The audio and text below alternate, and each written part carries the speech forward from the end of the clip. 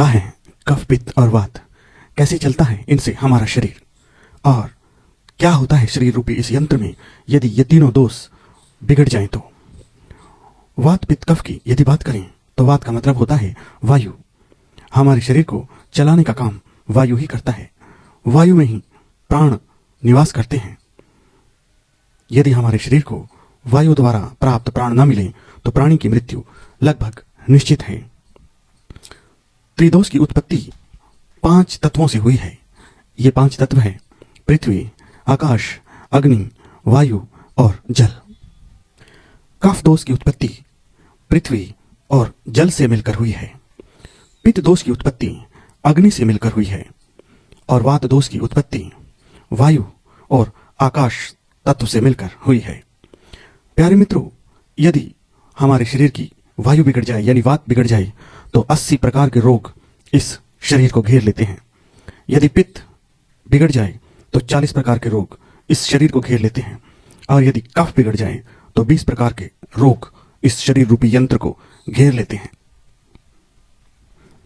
तीनों दोषों में सबसे खतरनाक दोष है वात यानी कि वायु।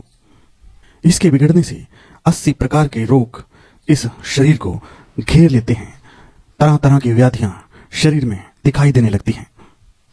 जैसे उदाहरण के लिए नाखूनों के सभी रोग, जैसे नाखूनों का पीला पड़ना, नाखूनों का टूटना, हाथों पैरों का फटना, पैरों में दर्द होना, पैरों पर नियंत्रण न होना, पैरों में सुन्नपन आ जाना, कूले वाली हड्डी में जो दर्द उठता है वो भी, मलस्थान के आसपास के जितने रोग हैं वो भी, पेट की गैस, लंगड़ापन, कुबड़ होना, उल्टी आना, हार्ट अटैक, पेट में ऐंठन पड़ना, वक्ष स्थल की आसपास जितने रोग हैं वो, छाती के रोग, गर्दन का जकड़ जाना, ग्रीवा स्तंभ जिसे बोलते हैं और जिसको सर्वाइकल भी कहा जाता है, गले का बैठ जाना, होठों में दर्द, आंखों के दर्द, दांतों के समस्त रोग।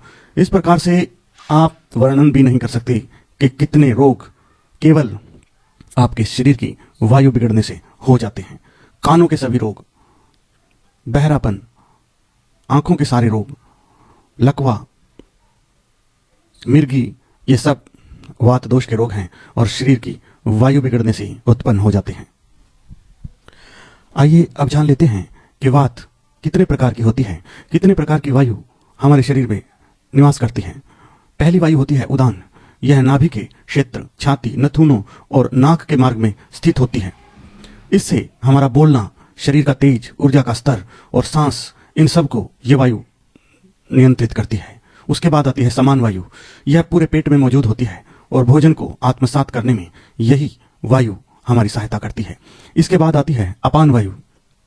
यह आंख संबंधी अंगों, जनन अंगों, मूत्र, नितंब, पेट व जांघ के बीच के अंग जो होते हैं उनमें स्थित होती है। मूत्र, मल, वीर्य का तरल पदार्थ, मासिक धर्म प्रवाह को नियंत्रित करने में यही वायु हमारी मदद करती है। फिर आती है प्राणवायु। यह मस्तिष्क के कुछ महत्वपूर्ण केंद्रों में स्थित होती है और अन्य प्रकार के वात की गतिविधियों को भी नियंत्रित करती है। इसके बाद आता है व्यान वायु। यह हमारे हृदय में स्थित है और तंत्रिका तंत्र के अनुरूप रीढ़ की हड्डी के अनैच्छिक रिफ्लेक्स में मदद करता है। यह मांसपेशियों के संकुचन और विश्राम, रक्त और लसिका परिसंचरण और शरीर के स्राव जैसे नसों की उत्तेजना के माध्यम से पसीना आदि को भी नियंत्रित करता है।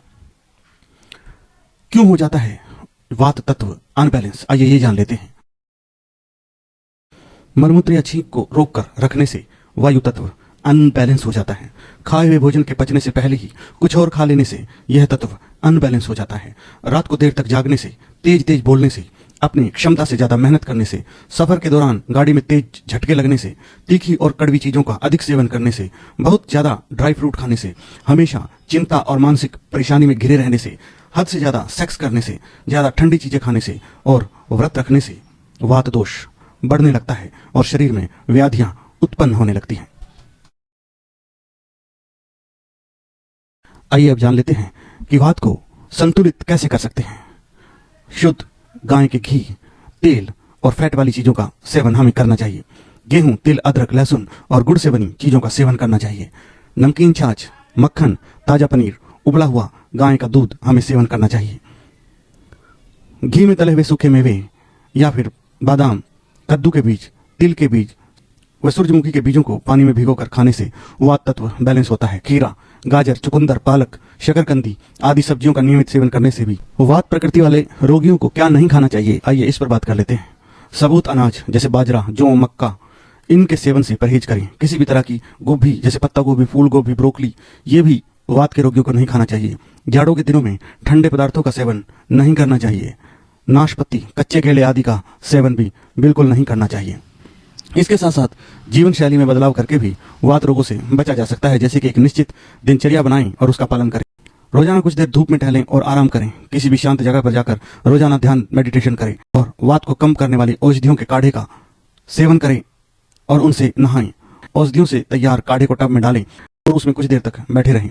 गुनगुने तेल से नियमित मसाज करें। मसाज करने के लिए तिल का तेल, बादाम का तेल और जैतून का तेल इस्तेमाल करें।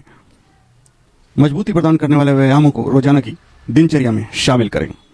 दर्शकों, वीडियो काफी लंबा हो जाने के कारण हम जो बाकी के 2 दोष रह गए हैं, पित्त और कफ, इनकी जानकारी आपको अपने अगले वीडियो में देंगे। तब तक आप चैनल को सब्सक्राइब कर लीजिए, वीडियो को लाइक भी कर लीजिए और अपने सुझाव कमेंट बॉक्स में जरूर दें। साथ साथ फेसबुक पेज को भी फॉलो कर लीजिए।